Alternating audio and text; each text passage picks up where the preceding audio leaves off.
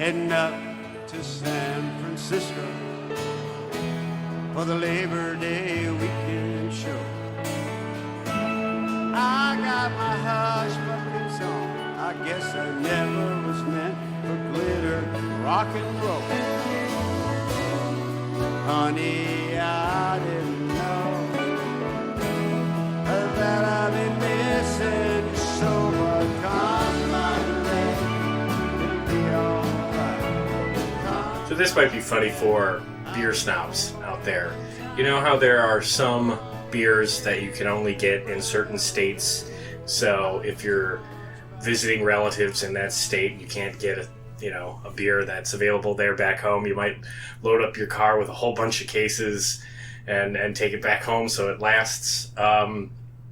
For me, I guess my version of that is Landshark in cans. Where I live, Landshark Lager is only available in bottles. So this past Christmas, my dad and his girlfriend were in Florida, and they came back with a 12-pack of Landshark in cans for me, and I have been saving them for a special occasion. I drank some of them a couple of days ago for my birthday, and here I am just a couple of days later about to crack the rest because it is a special day, but it's a sad day because the man behind this and everything else that's in this very busy background right now is no longer with us. He's just left the planet Earth, to quote his song Volcano. So let's crack one for Jimmy Buffett. Delicious. Absolutely delicious. I know I'm not supposed to. It's pretty in poor taste to just shill for products on a YouTube channel, but today I absolutely will, because I don't only love the artist behind all these products, but I actually really like this beer. I unironically enjoy Landshark Lager. I unironically enjoy going to Margaritaville restaurants. And I unironically have this hat that has a shark bite off the brim. And I have this fucking Landshark surfboard that you probably have seen in some bar near you. These are great. Not cheap, but great. I got this from a very good friend of mine about 10 years ago. He was in estate sales back in the day. And in 2014, he called me up. He was just like, hey, man, I got one for you. And it made my day. It absolutely made my day. And I don't have a place in my house to put it up just yet, but I will someday, hopefully soon. I'll have my own basement bar, and this is going to be the centerpiece. That was always the plan. And it's, like I said, just because I like the brand, but that's only because of how much I love the artist who's behind all this stuff.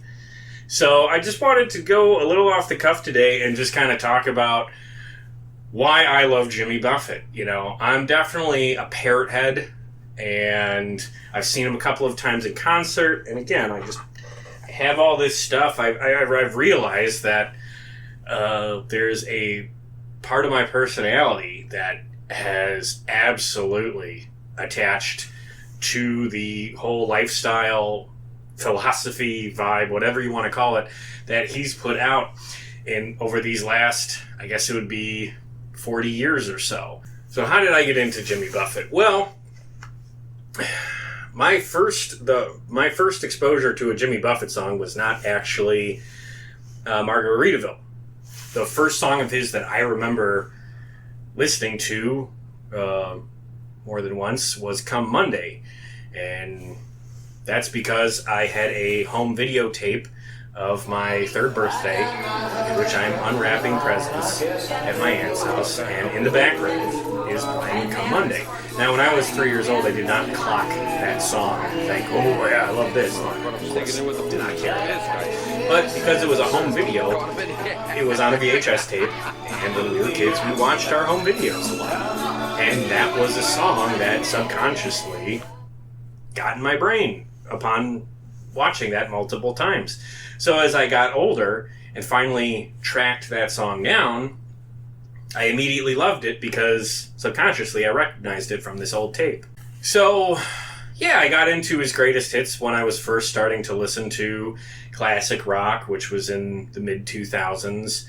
And, you know, I turned 21 in 2009. And right around that time, but if I'm being honest, a little before, I started drinking beer from time to time, which I know, just shameful. But anyway, and I found out that Jimmy Buffett had a beer. So I don't remember when, but at some point I was just like, well, I gotta try the Jimmy Buffett beer. This will be hilarious. Because, you know, back when I was that age, you know, you do something sort of ironically to get a laugh. You know, you show up to a party with it. Like, what is that? This is Jimmy Buffett's beer. You know, you think you might get a laugh. And so my first couple of land sharks were ironic. And then at some point early on, I would take a drink and be like, that's good. Yeah. And then suddenly when I'm 21 and I'm going to liquor stores to get a case of beer for the weekend or whatever, I unironically grab the Land Shark. And suddenly that's really the only beer I'm grabbing. You know, the other beers I like sort of fall away. And then it's just like, yeah, if I want just a light lager, I'm going to go with Land Shark every time. And now this is not just my favorite beer, but it's a beer that I am proud to wear a cap from. I'm proud to have a beer sign of. I have a Land Shark cooler that's downstairs. Not bringing that up for this right now. I got enough stuff. And is there anything special about this? No, not really. It's a macro brew, but it's tasty, you know, and it's good for a good time. And this is a great beer for a barbecue. Instead of Coors Light or Miller Lite, grab a couple of bottles of Land Shark, put a lime in it, good to go. A couple of years ago, I did a podcast with my buddy Kyle, who is a beer snob, and I say that nicely. I say that because he is an expert and loves trying different beer, and he's not actually a snob about it. He's got a pretty open mind about different things. And I put that project together really more than anything else. I just wanted to get him on record talking about Land Shark. I wanted him to try it and tell me what he thought. And we had some fun with that, and he liked it, you know. Now, as far as the Margaritaville brand stuff goes, like, I don't make a lot of margaritas, so I don't have the Margaritaville mix around, so I don't really have anything to say about that. I'm sure it's fine. For my purposes, Margaritaville, I think of the restaurants. So I've been to a couple. In 2009, I spent a week over Christmas and New Year's in Orlando with my family. And my dad, who worked for Miller at the time, I convinced him to get Land Shark for all of us that week instead. And he was just like, all right, hell with it. And he was on board. And when we were picking places that we wanted to go, since we were down in Orlando, you know, obviously we went to Disney, we went to SeaWorld. The one on my list that I wanted to get to was the Margaritaville in Orlando. And yes, we went to that. We had a great time. I got the cheeseburger in paradise. I got a photo with a parrot on my arm outside of the restaurant. That was just awesome. And it was a great trip and a good memory. I've said in other videos on this channel that I go to Las Vegas every year for the past several years. And one of the places that is a must visit for me every time, or almost every time I'm out there, is the Las Vegas Margaritaville, which is at the Flamingo. Which is a great location, by the way. It's center of the strip, right on the strip, so you can walk right in. And it's, I think, one of the nicer Margaritavilles. And I drag my friends there every year. The food is good. And, you know, a couple years ago, we were all there. I bought a round of margaritas for everybody to get the night started.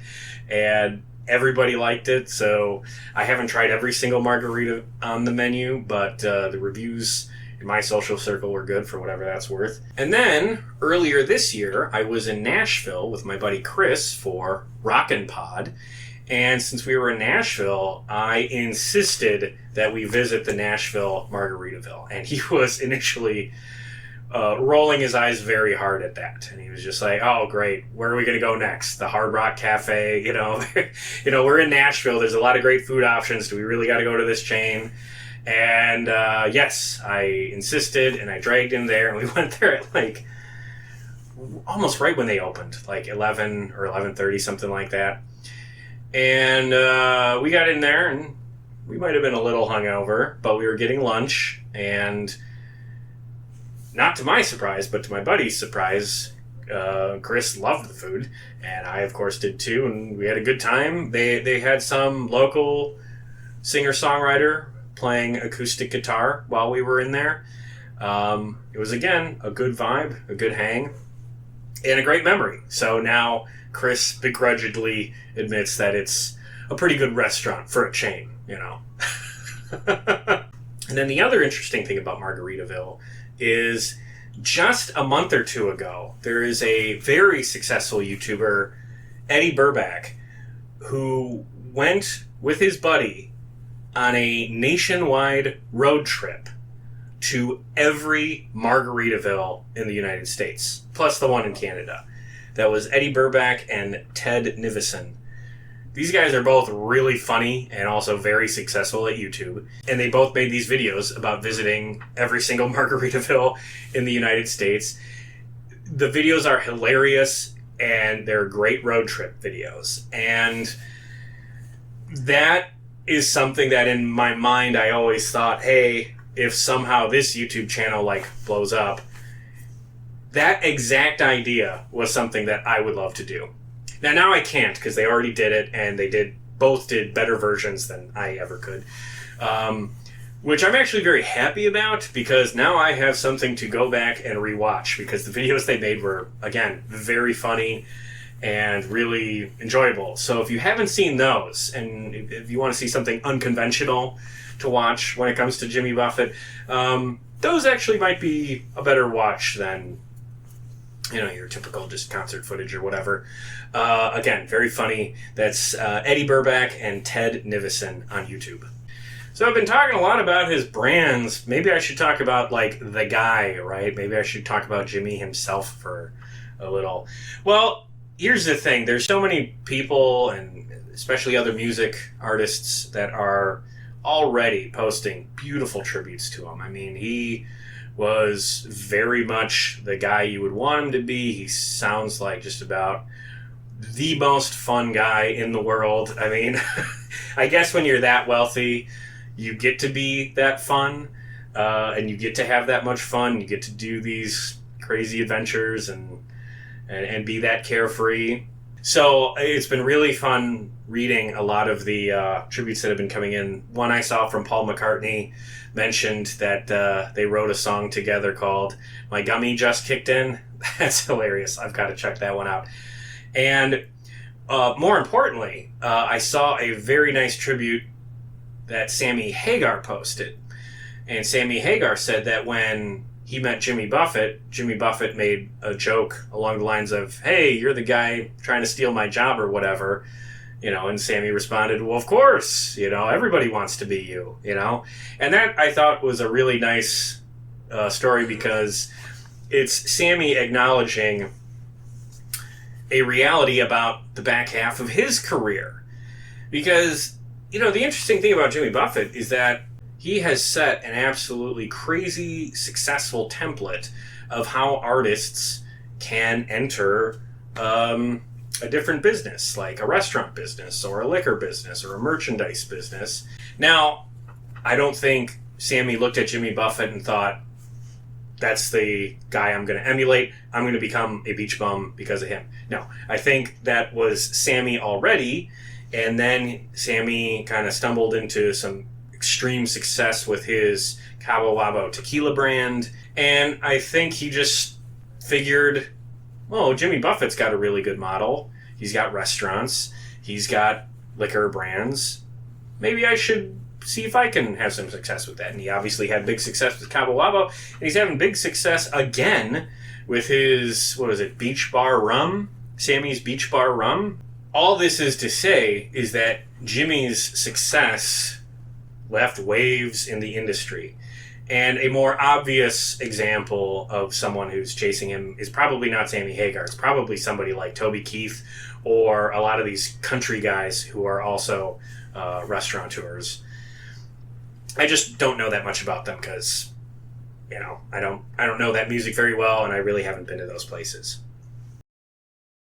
A billion-dollar restaurant resort brand off of one song. That's crazy. Absolutely crazy. I don't know if there's anything that matches that. I don't think there is. So what does that mean? I mean, does that mean the song Margaritaville is the single most lucrative song in music history?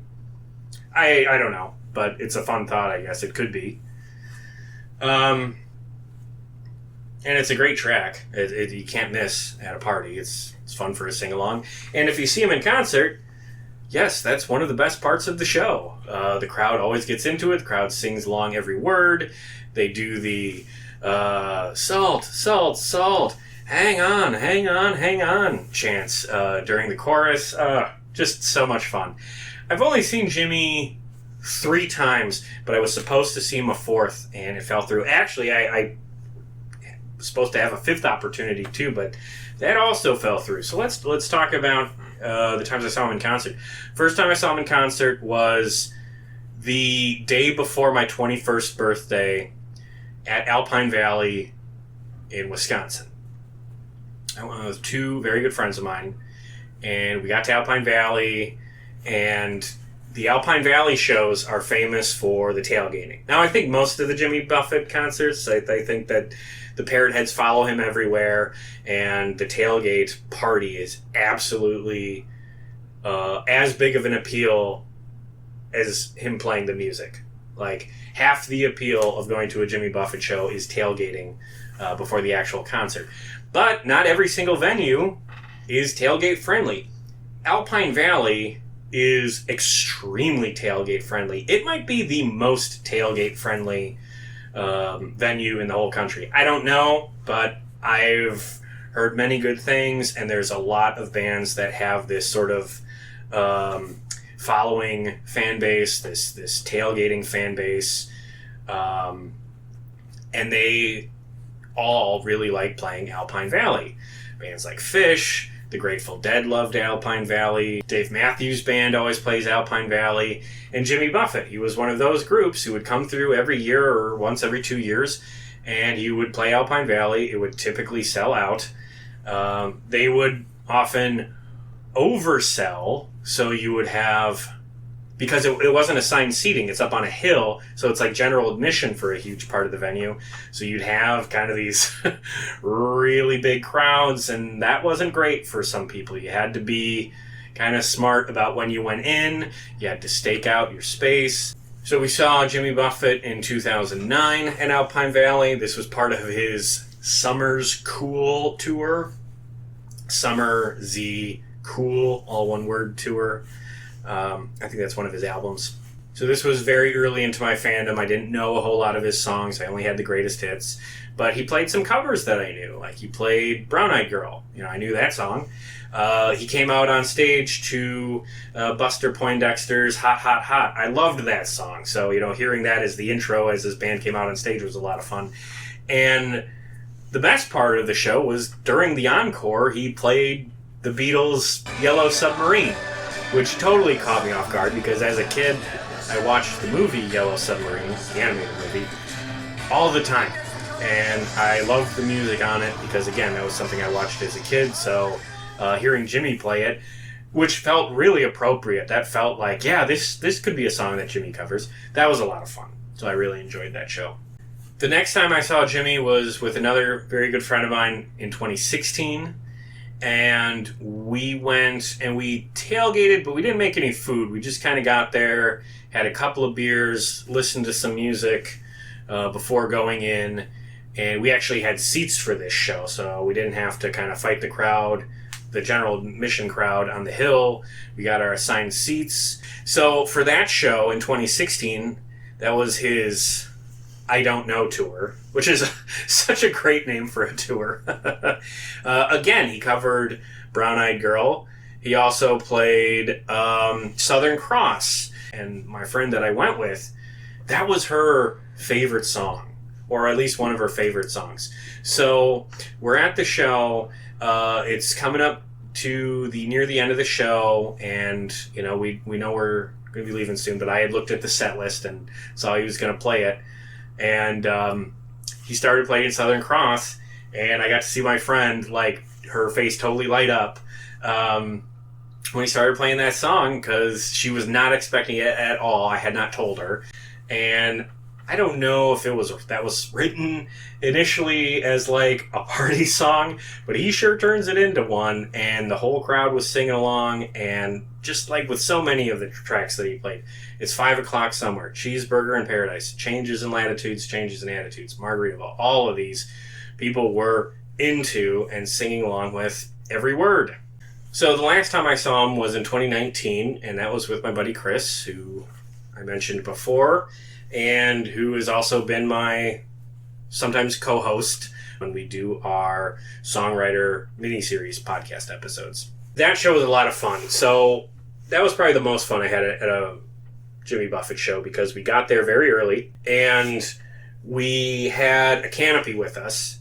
But we got our canopy up, and we saw that the people next to us were also setting up a canopy. And their canopy was a little oversized for the back of their pickup truck or whatever.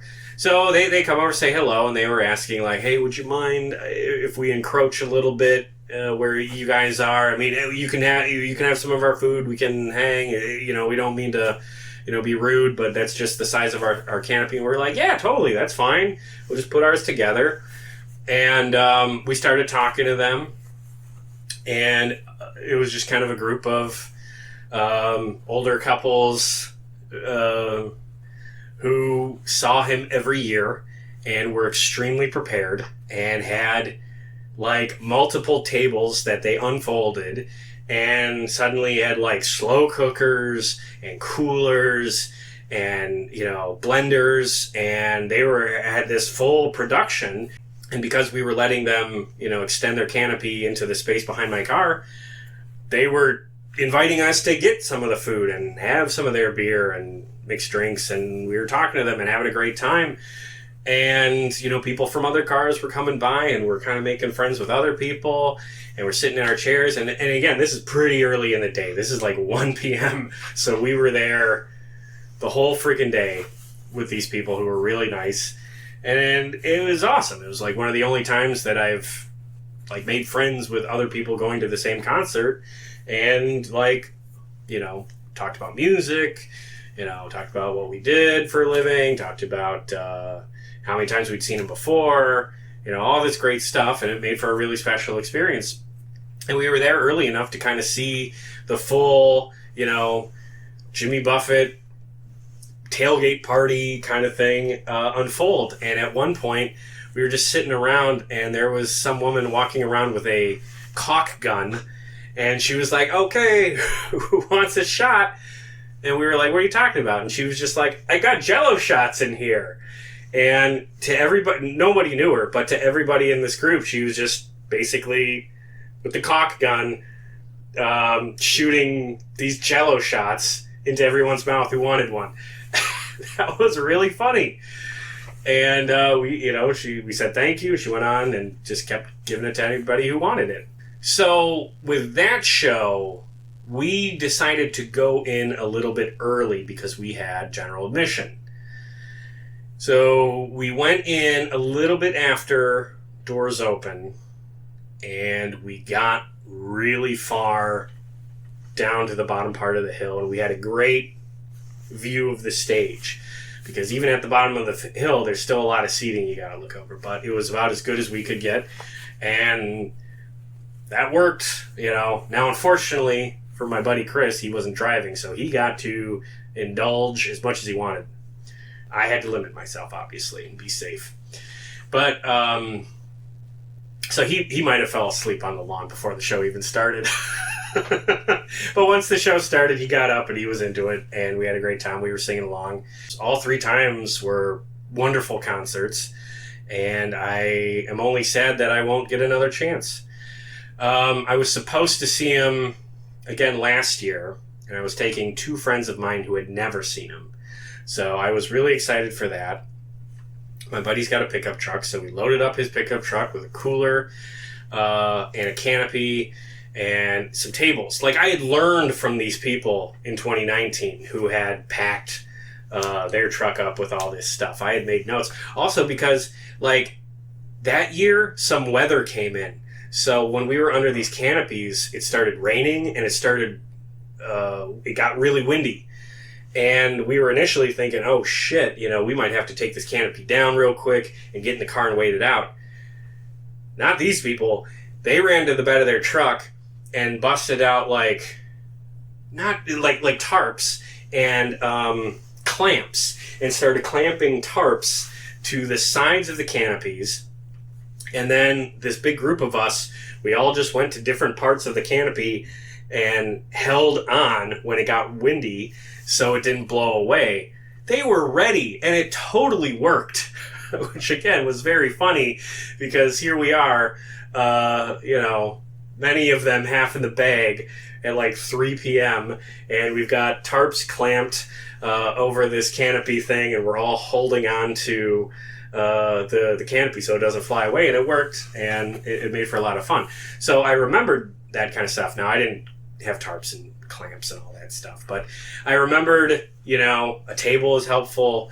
My buddy had a portable fan, a speaker for music, food that you can actually put together there. Like, we had a mini grill, so we were making burgers, we were trying to go for the full experience. And we got there at like 3 p.m, so we would have a real big stretch of time to just hang and have a good time in the parking area.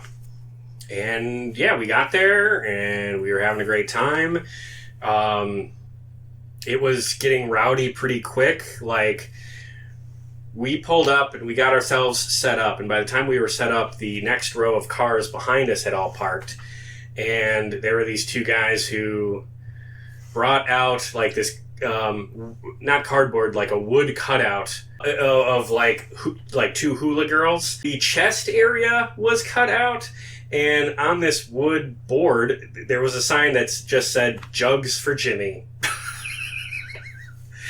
And it was just like, oh boy. Thankfully, I think the only two women that did it were like women who were like in their 50s, and they were annihilated drunk, and they did not care, and they were being very funny, and no one was being creepy and like taking pictures or anything like that. But it was just very funny to again, my friends had never been to one of these before. I'm just like, hey, this is what it's like. These things get pretty rowdy. We walked around some of the aisles of the cars. We found another area where someone had dumped a whole bunch of sand right into the field, and had put beach balls and like beach chairs and made their own little makeshift beach. Now, I sincerely doubt they loaded that sand back up into the truck when they left, but whatever, So that was, again, a fun sight to see. And just like in 2019, we went to areas where the music was blasting loud, and there were decked out school buses, and you could tell some of these people have been at every single show of the tour and still going strong. And it was quite the experience. The problem was that about 2 or 3 hours into all this, the weather changed. And it wasn't really that windy, but there was some serious rain and thunderstorms in the forecast. And everybody was kind of checking their phones, and you started to hear some scuttlebutt about like, oh boy, we're getting some big weather warnings. There might be an issue. And at some point, some kids from the venue on a golf cart were driving up and down, the rows, and they were like, guys, this is going to be canceled. Start packing up. You don't have to leave right now, but you need to start packing up. It's going to get rescheduled. No one in that parking lot was rushing to pack up. But we started to put our stuff away, and once we were almost packed up, I did make a quick run to the bathrooms, and as I was walking over, I heard someone from the venue kind of mouthing off to another guest, and the security guy or whoever it was just like, "Oh, don't complain. You people love this. You just got a big free party and you get to come back in 2 weeks or whatever and do it all over again." And I laughed pretty loud when I heard that, because in my mind, that's what I was thinking. It was just like, well, we didn't get to see the show tonight, but we've been having a hell of a great time, and now we'll get to come back and do it all over again. And unfortunately, that just didn't work out, because they did reschedule it for like 2 or 3 weeks out. Unfortunately, they rescheduled it for a day that I was not in Wisconsin for. It just didn't work out. I sent the tickets to my friends and I said, "Hey, you guys can still go. I just can't make it." But, rescheduling this kind of stuff sucks, because like we had planned for this weekend, months in advance, and summer's really busy, and those guys just couldn't, make it work either. I mean, it didn't help that I wasn't able to go, because it was definitely my idea. But I feel bad. Because I didn't know that was going to be our last chance to see him, was that makeup date. I guess that when the venue told Jimmy that they were going to have to reschedule, Jimmy asked, "Well, can we do it tomorrow and just delay one day and have everybody, just stay and come back tomorrow?" And Alpine Valley said no. That's unfortunate, because I could have made it that next day, but it is what it is. You can't just flip like that. So that was unfortunate. What was also unfortunate is that Jimmy Buffett was supposed to play Summerfest in Milwaukee this year, and that was odd. Every couple of years he plays Summerfest. It's not very often. He doesn't come to Wisconsin every year, and when he does come here, he almost always plays Alpine Valley. But maybe once a decade or something like that, he'll play Summerfest, which is where most of the big musical acts play when they come to Milwaukee. I don't know how that would have worked, because Summerfest is not tailgate friendly at all. There's plenty of bars nearby, but I don't know where the parrot heads who are driving like school buses and shit were going to set up. It's really congested over by Summerfest, even on like a quiet day. So that aspect of it would have been very different. But I still think it would have been a good show, and I absolutely would have gone. But like the day after the tickets went on sale, or the day before, or whenever it was announced, like almost right away. In fact, I don't even think the tickets did go on sale. I think it was shortly after it was announced. It was also announced that he was not going to make it for Summerfest, and they were working on a reschedule date because he was sick. And not the first time that's happened with Summerfest. A number of years ago, Ozzy Osbourne was supposed to play Summerfest, and then he had to reschedule and push everything out a year because he was in bad health. And then COVID hit, and then everything got pushed out. And then, the pandemic went on, so his initial push-out dates just got canceled outright. And then his health has gotten so bad that he's canceled all touring. And I haven't had a chance to see Ozzy, so that really sucks.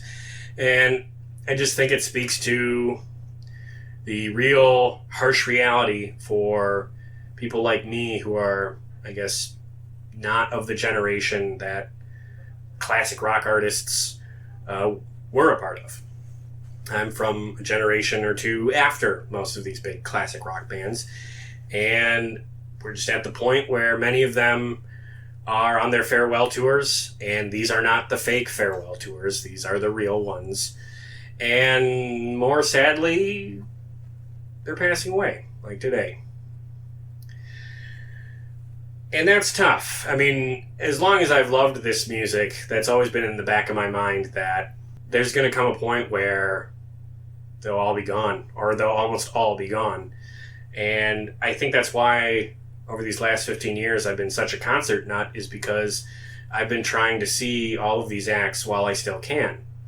And I'm really grateful that I did that, because they've all been such great experiences, especially these Jimmy Buffett shows. I've had so much fun at those shows, and I'll always, beyond the music, just appreciate him for facilitating that great of a time. I will always appreciate that through his tacky fucking brands, I always had a good time. I always enjoyed my time at Margaritaville. I look forward to going back there in Las Vegas when I go again. I look forward to going to other Margaritavilles that are open around the country. I don't know if I'm going to retire in one of those Margaritaville resorts, but if I had a time machine and I could look ahead and saw that I did, I'd be happy. I don't care. What you have to acknowledge is that through his music and through his live shows and through these brands, he has facilitated just a lot of fun and joy and happiness. There's very few people on earth who can say they've done that to the same degree that Jimmy has. So really, beyond the music, I appreciate Jimmy for just the sheer amount of happiness and fun and joy that he has facilitated, not just from the records he's produced, but from the yearly touring that he's done, and for the Parrot Head tailgate culture that was built around this music, and for the brands that are good beers and good restaurants and even resorts that people can connect to. You know, it might be very commercial, but it is a gigantic fan community when you get down to it. So I'm not going to be snarky about that kind of thing. I don't enjoy really anything ironically anymore, and I don't I guess I'm glad that I was trying to be snarky when I was like 20 or 21, and I thought like, oh, I'll get this stupid Jimmy Buffett beer. And I'm glad that that shitty attitude turned into a genuine love for this beer, this brand, and this guy. So the most important thing about a music artist is, of course, the catalog, the songs. What has this guy actually produced? And the only true essential that any, I would say, classic rock fan needs is the CD, Songs You Know by Heart. But if you want to go deeper than that, I would recommend checking out live albums, because they capture sort of that concert experience that unfortunately isn't going to be available anymore.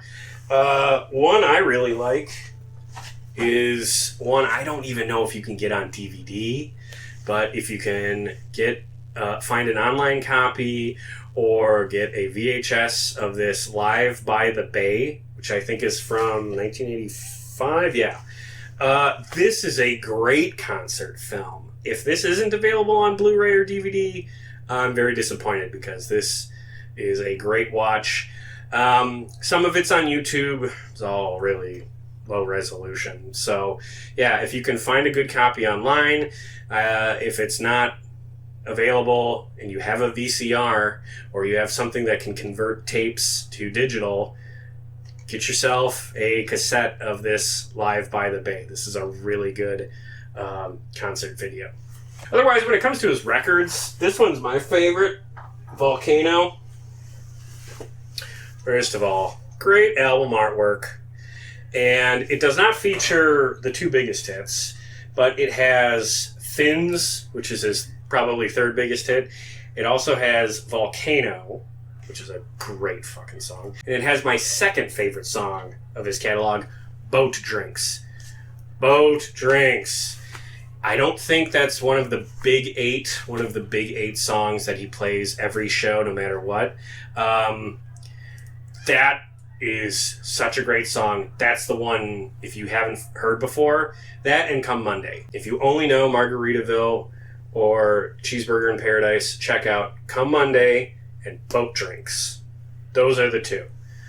They're very different, and I think they do a good job in capturing the songwriter Jimmy Buffett, that's Come Monday, and the party guy Jimmy Buffett, that's Boat Drinks. Yeah, that's that kind of that next level after Margaritaville and Cheeseburger in Paradise, and You know, I mean, he's just got so many other songs. Pencil Thin Mustache, He Went to Paris, I mean, Son of a Sailor. Jeez. Just such a great catalog. So, my recommendation for anyone who's not familiar with him, start with Songs You Know by Heart compilation. And if you want to go deeper, this is the one I would recommend, Volcano. All right. Well, I think that's going to be it for me today. I've definitely gone on long enough. I will leave you with this because I think this is pretty cool. I just celebrated a birthday, and I've always wanted to have a basement bar. So I need things for said basement bar. And this was the gift that she got me. Oh yeah, here we go. Look at this. I don't know if I can get that straight here. That is a Landshark Lager neon sign. I absolutely love it. And I know what you're thinking. Like, isn't that a little overkill? No. It's a good start. That's what I call it. So, I'm going to turn that off. I know it's not cool to go all in on brands. I'm really not somebody who gives a damn really about any brand. But this is the exception to that rule for me. If it's a Landshark branded item, I'm in. If you've watched through this, I appreciate you hanging out with me because I went on way longer than I planned to. Said way more than I needed to. I hope my appreciation for Jimmy has come through. I hope that if you're a fan, you listen to some of his music, maybe you drink one of his beers, maybe you make a margarita for yourself, maybe you go to a Margaritaville next weekend or something. I think there's something very appropriate that he passed on Labor Day weekend, because that gets a little mention in my favorite song of his, Come Monday. So I'm very sad this weekend. To me, this absolutely marks the official end of summer. In a lot of ways, it's the end of one long summer that he's been treating us to over these past several decades. And if you don't appreciate the commercial brands and restaurants that he's unleashed on the world, I hope you at least consider giving his discography a chance, or taking a listen to some of the stuff he's put out in his early days. Again, this is, believe it or not, the first name that Bob Dylan mentioned when he was asked about who his favorite songwriters were. This guy's discography in the 70s was very insightful, melodic, beautiful songwriting. So if you're not into the Margaritaville brand, maybe you can appreciate the Margaritaville songwriter. And maybe if you listen to some of his early stuff and then re-listen to that song, kind of in the context of the music he was producing around that time, maybe that track will ring a little less commercial to you. If you can put fresh ears on it, and again, listen to it along with some of the other stuff that he put out in his early days. That won't be the same with Cheeseburger in Paradise, I'll tell you that one. But Margaritaville might hit a little different if you can sort of remove it in your mind from all those restaurant commercials and videos of people getting obliterated drunk in a concert venue parking lot. And I don't know when, but at some point in the coming months, maybe you'll join me when I start my Jimmy Buffett Songwriter series for my podcast. We did one about Bob Dylan a year or two ago, and we did one that wrapped this year about Warren Zevon. So I think our next one is going to be about Jimmy Buffett. So if you want to, please stay tuned if you're familiar with this channel. And if you're not familiar with this channel, please take a look around. If you're a classic rock fan, I think you'll like what we do here. But in any case, if you're a Jimmy fan, Let's raise a land shark to the man and say thank you for not just all the incredible music he's given us over the years, but for the joy and the fun and the laughter, the smiles, the memories, the good times that he brought to literally tens of thousands of people on a yearly basis just by coming through town. Many of whom who don't even bother going in to see the show. Many of whom who just hang out in the parking lot the whole fucking time. You know, I don't begrudge that. I get that, you know. That's a lot of happiness that this guy gave to us all. So that's the way I think he should be remembered, for the happiness and the fun. And, you know, you can find comedians making their jokes, whatever. Now that he's gone, I'm going to remember him for the fun and the joy that he fostered, as well as the incredible catalog of music. Thanks for everything, Jimmy. Fins up. Tomorrow morning, people say, what'd you do last night? I go, a lot, you know. Thank you all, but this party ain't over yet, because we're in Alpine. We ain't been here in a while.